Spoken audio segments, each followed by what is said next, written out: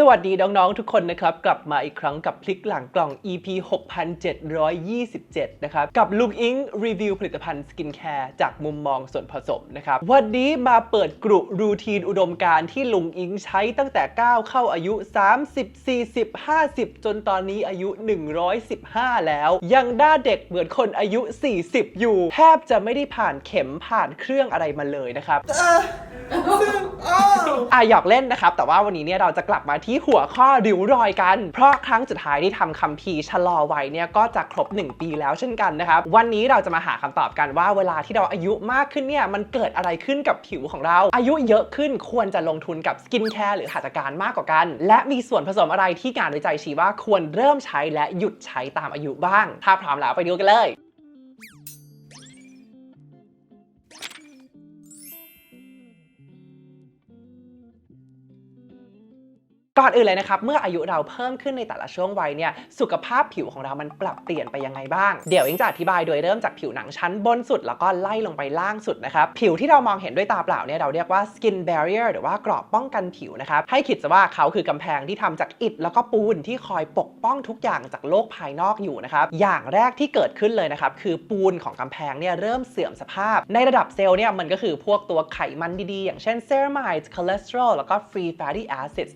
ที่อยู่ในกำแพงนะครับที่ลดลงทั้งหมดนี้เนี่ยทำให้ผิวของเราสูญเสียน้ำมากขึ้นนะครับแล้วก็สามารถแพ้แล้วก็ระคายเคืองได้ง่ายกว่าเดิมนอกจากนี้ในชั้นเกราะป้องกันผิวของเรานะครับเราก็จะผลัดเซลล์ผิวช้าลงด้วยปกติผิวเราทิ้งเซลล์เก่าๆออกไปเองทุกๆ30วันนะครับแต่พออายุเยอะขึ้นเนี่ยมันก็เริ่มสะสมเหมือนกับบ้านที่ไม่ได้เก็บขยะงานวิจัยชี้ว่าสิ่งนี้เนี่ยเริ่มแย่ลงตอนที่เราเข้าอายุเลข4นะครับทำให้ผิวเนี่ยดูหมองแล้วก็โทรมขึ้นถ้าลงไปอีกนิดนึงในชั้นหนังกำพร้าเนี่ยเราจะเห็นว่าน้ำมันของผิวก็ลดลงด้วยเพราะว่าการผลิตซีบัมหรือว่าไขมันในต่อมไขมันของเราลดลงนะครับจากคนที่เคยมีผิวมันสมัยวัยรุ่นเนี่ยเราอาจจะกลายเป็นคนที่ผิวแห้งเลยก็ได้นะครับงานวิจัยชี้ว่าซีบัมเนี่ยเริ่มดิ่งตอนอายุเข้าเลข4เช่นกันต่อลงมาที่ชั้นหนังแท้นะครับคอลลาเจนกับอีลาสตินตัวที่ทำให้ผิวของเราดูเด้งตึงนุ่มเนี่ยก็ลดลงเช่นกันเหมือนกับหมอนที่ไส้ในเนี่ยเริ่มเสื่อมสภาพลงนะครับทำให้ดูไม่นุ่มไม่เต็มซึ่งวิจัยก็ชี้ว่าคอลลาเจนของเราเนี่ยเริ่มลดลง 1% ทุกปีตั้งแต่อายุ20ปลายๆลงมาเรื่อยๆเนี่ยเราก็จะพบกับชั้นสมาสชั้นไขมันแล้วก็ชั้นกระดูกเราจะเห็นว่าสมาสเนี่ยเริ่มอ่อนแรงลงนะครับชั้นนี้เนี่ยคือโครงสร้างที่พยุงผิวเราเอาไว้อยู่นะครับเหมือนกับตะข่ายที่คอยสู้กับแรงโน้มถ่วงของโลกพอน้องอ่อนแรงลงเนี่ยทุกอย่างก็จะเริ่มหย่อนตามในขณะเดียวกันเนี่ยไขมันใต้ผิวก็ลดลงแล้วก็เคลื่อนตำแหน่งบางจุดแฟบบางจุดดูห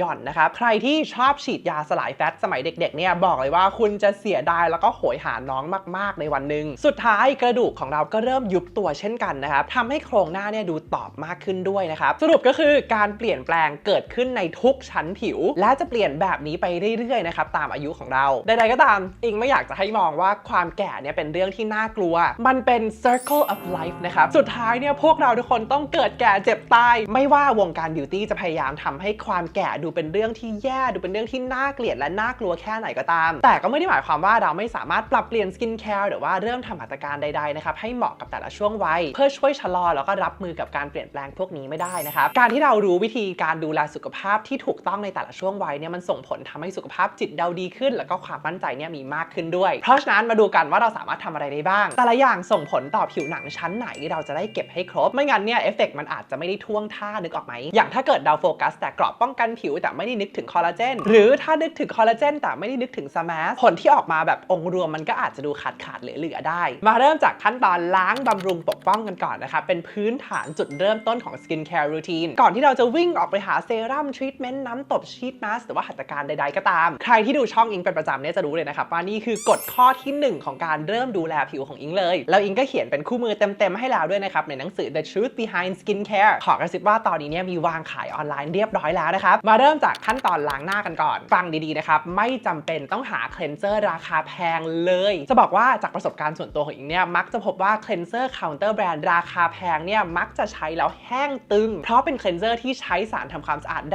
รงๆนะครับแล้วก็มีค่า pH สูงใช้แล้วก็จะแห้งแบบเอียดๆเลยตัวพวกนี้เนี่ยกลับเป็นตัวที่ดึงไขมันดีๆในกรอบป้องกันผิวของเราที่เรามีน้อยลงตามอายุออกมานะครับเพราะฉะนั้นเคลนเซอร์ที่ดีสำหรับคนที่เริ่มมีอายุเนี่ยก็คือเคลนเซอร์ที่ดีสำหรับคนทุกช่วงอายุอยู่แล้วเป็นสินค้าแคตตากรีหนึ่งที่คิดว่าไม่จำเป็นจะต้องแยกตามอายุเลยนะครับหาเคลนเซอร์ที่มีค่า pH 5.5 แล้วก็สารทำความสะอาดอ่อนโยนที่จะไม่รบกวนกรอบป้องกันผิวมากจนเกินไปใช้แล้ว แล้วไม่ดึงไขมันดีๆหรือว่าปูนในเกราะป้องกันผิวของเราออกมาเยอะจนเกินไปนะครับมีหลายตัวมากๆที่เคยแนะนำบนช่องนี้แล้วนะครับจะเป็นของ CeraVe ก็ได้นะครับเขาก็มีหลายสูตรให้เลือกตามสภาพผิวเลยส่วนตัวเองว่าคนที่มีอายุหน่อยเนี่ยจะชอบตัว Hydrating Gentle Cleanser ที่สุดนะครับเพราะว่าเขาอ่อนโยนมากเหมือนกับทา Moisturizer บนผิวเลยของ Cetaphil ก็อ่อนโยนแล้วก็ใช้ง่ายเช่นกันนะครับมีให้เลือกหลายสูตรเลยหรือจะเป็นของ Ingu ก็ได้เช่นกันนะครับเราก็มี Cleanser ขนาด250 ml ใช้แบบจุกๆได้เลยเช่นกันมาต่อกันที่ขั้นตอนการบำรุงเลยนะครับ Moisturizer ตัวหนึ่งที่ออกใหม่นะครับที่รู้สึกว่ามันก็เหมาะสำหรับทุกช่วงวัยจริงๆนะครับไม่ว่าจะเป็น20 30 40 50บวกเนี่ยก็คือตัว Anua 3 Ceramide Panthenol Moisture Barrier Cream แบรนด์ที่เคยสร้างตำนานไว้กับโทนเนอร์พี่จุนเมื่อครั้งหนึ่งนานมาแล้วใครยังจำสิ่งนั้นได้นี่คือสัญญาณว่าคุณต้องเริ่ม anti aging แล้วนะครับเมื่อไม่นานมาเนี่ยทางแบรนด์เขาออกตัว Ceramide Moisturizer ตัวนี้นะครับที่รู้สึกว่ามันเหมาะที่จะมาแนะนำในวิดีโอนี้มากๆเพราะว่าเขาใช้ Ceramide NP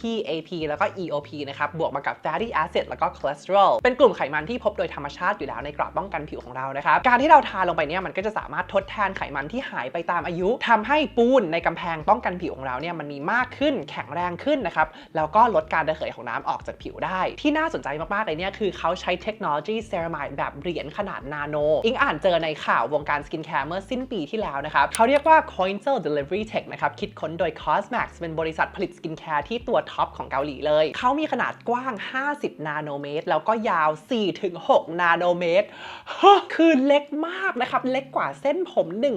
1,600 เท่าคือถ้าเกิดเทียบเป็นสนามฟุตบอลนะ1เหรียญเนี่ยเท่ากับเม็ดทราย1เม็ดในสนามฟุตบอลความเล็กเนี่ยมันก็จะทำให้เซรามายด์ซึมเข้าผิวได้ดียิ่งขึ้นแล้วก็คงทนต่อแสงแล้วก็อุณหภูมิต่างๆด้วยนะครับนอกจากนี้เขาก็มี Panthenol 5% นะครับเป็นเปอร์เซ็นต์ที่สูงมากทุกคนดูว่าเป็นหนึ่งในส่วนผสมโปรดของอิงเลยนะครับเพราะว่าเขาทำงานหลายแผนกนะครับทำงานแบบหลายสโคปเกินขอบเขตตัวเองแล้วก็ทำ OT ด้วยช่วยลดอาการอักเสบลดอาการระคายเคืองนะครับแล้วก็ช่วยดึงน้ำเข้าผิวได้แล้วก็ยังมีไฮยา2ขนาดโมเลกุลช่วยดึงน้ำเข้าผิวเพื่อเพิ่มความชุ่มชื้นเพิ่มด้วยนะครับเหมาะกับคนที่ผิวมีอายุมากขึ้นที่เริ่มมีผิวขาดน้ำแล้วก็ไม่มีน้ำหอมตามสไตล์ของ Anua เลยนะครับซึ่งดีมากๆเพราะว่าอย่าลืมว่าคนที่มีอายุมากขึ้นมีเกราะป้องกันผิวที่บางลงมีโอกาสที่จะแพ้แล้วก็ระคายเคืองกับสารต่างๆที่เมื่อก่อนเนี่ยอาจจะไม่เคยแพ้หรือว่าระคายเคืองมาก่อนเป็นเหตุผลที่พูดมาตลอดนะครับว่าพวก counter brand ราคาแพงที่ขายคนมีอายุเนี่ยต้องใจเย็นๆกับน้ำหอมก่อนเนื้อของเขาก็ชุ่มชื้นมากแบบสุดๆเลยนะครับผิวเนี่ยนุ่มแบบชัดเจนแล้วก็กักเก็บความชุ่มชื้นได้ดีมากอิงคิดว่าเหมาะกับคนที่เริ่มมีอายุที่ผิวเริ่มผลิตความมันออกมาได้น้อยลงมากๆเลยนะครับใครสนใจตัวนี้หรือว่าตัวอื่นที่พูดถึงในวิดีโอนี้เนี่ยเดี๋ยวจะใส่ลิงก์ไปให้ด้านล่างเช่นเคยนะครับต่อไปคือขั้นตอนปกป้องกันแดดถือเป็นสิ่งที่สำคัญที่สุดในรูทีนไม่สะดวกแก่เพราะแสงแดดเป็นปัจจัยหลักที่ทำให้คอลลาเจนแล้วก็อิลาสตินของเราเนี่ยลดลงนะครับช่วงนี้ก็กำลังจะเข้าหน้าสงกรานต์กันแล้วนะครับก็เริ่มมีกันแดดออกใหม่มาเรื่อยๆเดี๋ยวเองจะขออนุญาตลองทุกตัวแล้วก็ทำรีวิวกันแดดเริ่มอาทิตย์หน้านะครับแต่ณตอนนี้ก็มีกันแดดที่อิงชอบอยู่แล้วหลายตัวมากเลยนะครับที่อิงก็แนะนำอยู่บนช่องนี้บ่อยๆอย่างเช่นตัว COSRX เนี่ยอิงว่าเนื้อเขาเนี่ยบางเบามากๆนะครับเหมาะกับทุกช่วงวัยเลยใช้ฟิลเตอร์กันแดดรุ่นใหม่นะครับมีประสิทธิภาพดีมากๆค่า SPF 50 บวก PA บวก 4 เลยหรืออีกตัวหนึ่งที่อาจจะไม่ค่อยมีใครได้แนะนำหรอกแต่ว่าถ้าเกิดคุณมีอายุมากแล้วเนี่ยแล้วก็มีผิวที่แห้งแบบแห้งจริงๆนะครับตัวนี้เหมาะมากๆเลยนะครับตัว La Roche-Posay Balm B5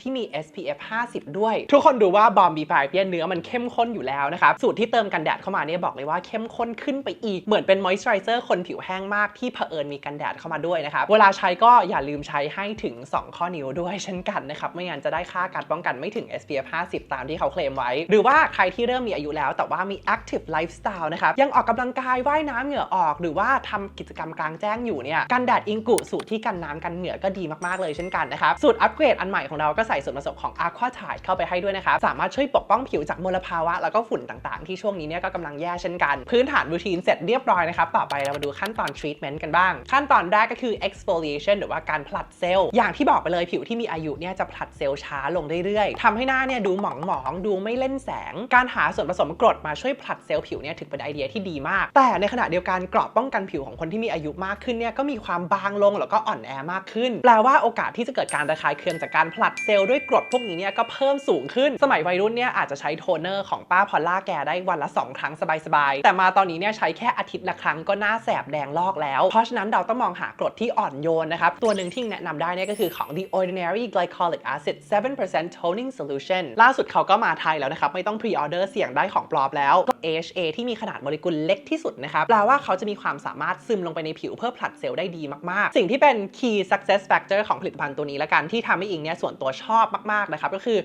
เขามีค่า pH 3.5 ถึง 3.9 เห็นแล้วชื่นใจ นะครับเพราะว่าเป็นคอนเซปต์ที่บอกเลยว่าหลายๆแบรนด์เนี่ยไม่เข้าใจพอไม่เก็ตก็คือทำพลาดสุดๆจำได้เลยว่าตอนสมัยเรียนบทที่เกี่ยวกับกรดเนี่ยสิ่งที่ต้องจำให้แม่นที่สุดนะครับคือในทาง KB เนี่ย glycolic acid ต้องอยู่ในค่า pH กรดถึงจะทำงานได้เพราะยิ่งอยู่ใน pH กรดเท่าไหร่เนี่ยเปอร์เซ็นต์ของสารที่อยู่ในรูปแบบ free acid ที่ซึมเข้าผิวเพื่อทำงานได้ก็จะยิ่งสูงอย่าเพิ่งตกใจนะครับภาษามนุษย์ก็คือถ้าค่า pH ผลิตภัณฑ์ไม่ได้เป็นกรดน้องก็จะไม่สามารถซึมเข้าผิวเพื่อทำงานได้อิงเห็นผลิตภัณฑ์หลายตัวมากในตลาดนะครับที่ใช้ glycolic acid เคลมเรื่องการผลัดเซลล์ผิวแต่ค่า pH เนี่ยไม่ได้เป็นกรดเลยแต่อย่าลืมว่าในทางกลับกันเลยนะครับถ้าเกิดค่า pH ยิ่งเป็นกรดเยอะเท่าไหร่เนี่ยแปลว่า glycolic acid ก็จะยิ่งซึมเข้าผิวได้ยิ่งเยอะแปลว่าก็จะยิ่งแรงเหมือนกรดที่นางร้ายสาดใส่นางเอกละครช่อง 7กลับมาที่ผลิตภัณฑ์ตัวนี้นะครับเขาใช้ glycolic acid 7% ในค่า pH ประมาณ 3.5 เมื่อกี้ก็ไปหยิบสมุดจดโน้ตที่เคยจดไว้เกี่ยวกับเรื่องนี้นะครับมาลองคำนวณดูว่าได้ค่า free acid หรือว่าเปอร์เซ็นต์ของสารที่ซึมเข้าผิวเนี่ยกี่เปอร์เซ็นต์ผลก็คือออกมาประมาณ 4.7 นะครับเป็นตัวเลขที่ชี้ว่าสิ่งนี้ซึมเข้าผิวเพื่อทำงานได้จริงและโอกาสการระคายเคืองการหน้าแหกเนี่ยก็ไม่ได้สูงจนเกินไปจริงๆเนี่ยสามารถใช้ได้ทุกวันนะครับภาษาวัยรุ่น Gen Z เนี่ยเขาเรียกว่า she understood the assignment นะครับแต่ว่าถ้าเกิดใครมีผิวระคายเคืองง่ายแบบง่ายสุดๆเลยนะครับต้องการวิธีการผลัดเซลล์แบบอ่อนโยนมากๆที่ไม่ได้มีกรดเลยเนี่ยอีกตัวของ The Ordinary ที่เขาก็ได้ Best of the Year Award จากอิงไปเหมือนกันนะครับก็คือตัว Saccharomyces 30% Milky Toner เป็นโทนเนอร์น้ำนมตัวใหม่จากแบรนด์นี้นะครับเขาใช้ตัว Saccharomyces ferment เป็นยีสต์ชนิดหนึ่งนะครับที่เขาเคลมว่าข้างในเนี่ยมันมีสิ่งที่เรียกว่า NAG หรือว่า N-acetylglucosamine อยู่ 3% เป็นส่วนผสมที่สามารถผลัดเซลล์ได้แบบเบามากๆเลยนะครับตัวนี้อิงคิดว่าสามารถใช้ได้วันละ2 ครั้งเลยเช้ากับเย็นนะครับขั้นตอนต่อไปใน treatment เนี่ยอิงแนะนำว่าให้หา peptides มาใช้หลังจากที่อยู่ในวงการมาสักพักนึงแล้วเนี่ยส่วนตัวอิงขอให้ peptides อยู่ในกลุ่มส่วนผสม top tier ของการช่วยเรื่องริ้วรอยเลยเพราะเป็นกลุ่มส่วนผสมที่มันอ่อนโยนแล้วก็ใช้ง่ายมากจะเชื่อไม่เชื่อจะเห็นผลไม่เห็นผลแต่ว่ามีไว้ในรูทีนมันก็ไม่เสียหายตัว original ที่ดังที่สุดเนี่ยก็ยังคงเป็นครอบครัว matrixyl ซึ่งก็มีหลายตัวให้เลือกนะครับจะเป็น matrixyl ปกติ matrixyl 3000 matrixyl Syn 6นะครับหรือว่า matrixyl morphomix สกินแคร์ตัวหนึ่งที่ใช้ matrixyl ที่ชอบมากๆในช่วงที่ผ่านมาเนี่ยก็คือตัว Dew Skin Deliverance Serum นะครับเขาใช้ matrixyl morphomix นะครับเป็นตัวใหม่จากปี 2015 นะครับมีงานวิจัยแบบ in vivo หรือว่าที่ทำบนผิวมนุษย์จริงดีๆเยอะมากแล้วเขาก็เสริมด้วยตัว X50 Myocept ด้วยนะครับจากบริษัท Infinitec มีวิจัยแบบ in vivo เยอะเช่นกันนะครับชี้ว่าลดริ้วรอยได้ดีมากหรือว่าถ้าอยากได้ matrixyl ที่ราคาถูกลงมาหน่อยแล้วก็เป็นตัวคลาสสิกมากๆเลยเนี่ยก็จะมีของพวก Olay กับ No. 7อย่างตัว Olay Regenerist Micro Sculpting Day Cream นะครับเขาก็ใช้ matrixyl เจนแรกเลยนะครับเปิดตัวในปี 2000 เป็นตัวแรกที่สร้างความฮือฮาในวงการมากๆเลยนะครับเพราะว่าเป็นเทคโนโลยีใหม่มากในยุคนั้นมีงานวิจัยแบบ in vivo เห็นริ้วรอยลดแบบไม่ระคายเคืองนะครับส่วนตัวอย่าง No. 7 Pure Retinol Night Repair Cream เนี่ยเขาก็จะผสานตัว retinol กับ matrixyl 3000 เป็น matrixyl generation 2 นะครับเปิดตัวในปี 2003 ก็มีงานวิจัยแบบ in vivo ที่น่าประทับใจเช่นกันถึงทั้งคู่จะเก่าหน่อยแต่ว่าก็มีงานวิจัยสนับสนุนทั้งคู่นะครับแล้วก็ราคาน่ารักแต่แน่นอนทั้งคู่ก็อยู่ในขั้นตอน moisturizer นะครับเพราะฉะนั้นเนี่ยก็แปลว่าสามารถใช้แทนขั้นตอน moisturizer ไปได้เลยสุดท้ายนะครับไม่ลืมส่วนผสมนี้แน่นอนเพราะว่าถ้าใครอยู่ในวงการ anti aging ต้องเคยได้ยินมาแล้วรูทีนไม่สะดวกแก่จะขาดวิตามิน A ไม่ได้นอกจากถ้าเกิดคุณแพ้นะครับก็ไปใช้เพปไทด์อย่างเดียวก็ได้เช่นกันเพราะว่าวิตามิน A ปฏิเสธไม่ได้ว่าใช้ยากกว่าเพปไทด์โอกาสการระคายเคืองแล้วก็การแพ้สูงกว่าแต่ว่าวิตามิน A มีประวัติการใช้ยาวนานกว่ามากๆเลยนะครับแล้วก็มีงานวิจัยเปเปอร์เยอะมากจะหาเป็นวิตามิน A รูปแบบยาที่เป็นเทรดโนเวนเลยก็ได้นะครับแต่ว่าต้องปรึกษาคุณหมอก่อนใช้อาจจะใช้แค่อาทิตย์ละ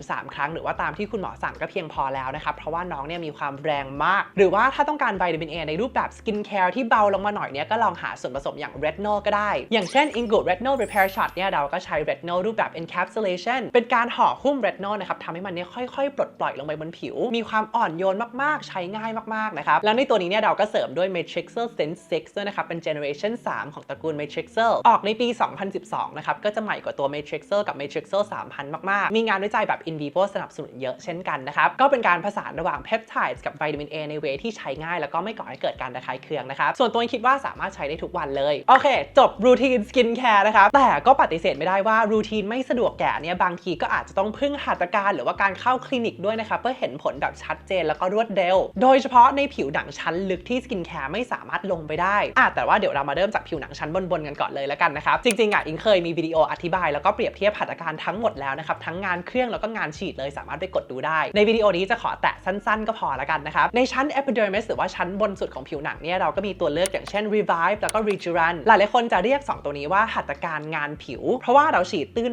มากๆเลยนะครับแล้วก็เขาก็จะสามารถช่วยให้ผิวหนังชั้นบนเนี่ยดูมีความอิ่มฟูดูชุ่มชื้นเล่นแสงมากขึ้นพูดง่ายๆว่าเป็นคุณภาพของผิวหนังชั้นบนสุดที่พวกเรามองเห็นได้ด้วยตาเปล่าพอลงมาในผิวหนังชั้น Dermis เนี่ยเราก็มีหลายออปชันมีพวก Sculptra กับ Radius นะครับที่ช่วงนี้ก็กำลังคิดมากๆเลยที่เน้นฉีดเพื่อการกระตุ้นคอลลาเจนในผิวหนังชั้นนี้ถ้าเป็นในฝั่งของเครื่องเนี่ยก็จะมีอย่างเช่น Thermage หรือว่า Fractional Picosecond Laser นะครับก็จะเป็นเครื่องที่เน้นกระตุ้นคอลลาเจนเช่นกันและแน่นอนก็มี Botox นะครับที่สามารถหยุดไม่ให้กล้ามเนื้อมันขยับทำให้ผิวหนังในชั้น Dermis เนี่ยไม่เกิดการพับไปพับมาจนเกิดเป็นริ้วรอยล่องลึกในชั้น Smash เนี่ยเราก็จะมีเครื่องอย่าง Ultra Former แล้วก็ Altera ช่วยให้ Smash กระชับนะครับแล้วก็ดึงหน้าที่หย่อนคล้อยให้กลับมาตึงเหมือนเดิมสุดท้ายในชั้นลึกสุดนะครับชั้นไขมันกับกระดูกเราสามารถกินอาหารจนอ้วนได้นะครับหรือถ้าห่วงสุขภาพนะครับก็อาจจะใช้เป็นฟิลเลอร์แทนฉีดไฮยาลงไปด้านล่างเลยนะครับเพื่อเพิ่ม volume ให้ผิวแล้วก็ในส่วนบริเวณที่มันขาดหายบทเรียนที่สำคัญนะครับก็คืออยากให้สังเกตว่าจริงๆแล้วสกินแคร์กับหัตถการมันต้องทำทั้งคู่เริ่มต้นจากการใช้สกินแคร์เพื่อปกป้องแล้วก็บำรุงแบบ day to day นะครับส่วนหัตถการใช้เสริมเพื่อเห็นผลเร็วยิ่งขึ้นนะครับแล้วก็ลงในชั้นผิวที่สกินแคร์ไม่สามารถลงได้ทำคู่กันถึงจะเห็นผลลัพธ์ที่ดีที่สุดสรุปนะครับอย่างที่เห็นเลยรูทีนที่ได้สาธิตไปเมื่อกี้เนี่ยมันจะเข้าไปจัดการกับทุกชั้นผิว